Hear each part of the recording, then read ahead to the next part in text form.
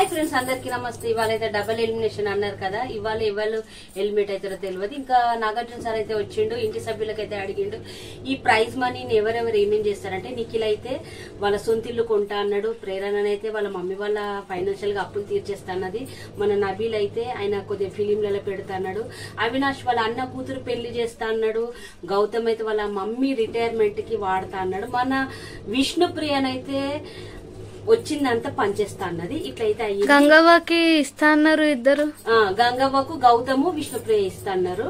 ఇంకా ఇల్లు కట్ట వాళ్ళ కూతురుకి ఇల్లు గురించి.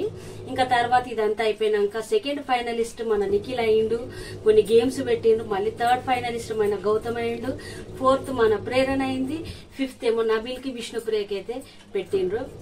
ఇక దాంట్లో ఫిఫ్త్ ఫైనలిస్ట్ ఎవరు అని చూస్తే మన విష్ణుప్రియనైతే ఎలిమినేట్ అయిపోయింది. ఎప్పుడో కావాల్సిన ఇప్పుడు అయ్యింది. నబీల్ అయితే ఫిఫ్త్ ఫైనలిస్ట్ అయ్యిండు. చాలా బాగుంది. ప్లీజ్ అండి, ఇంకా వారమే ఉంది.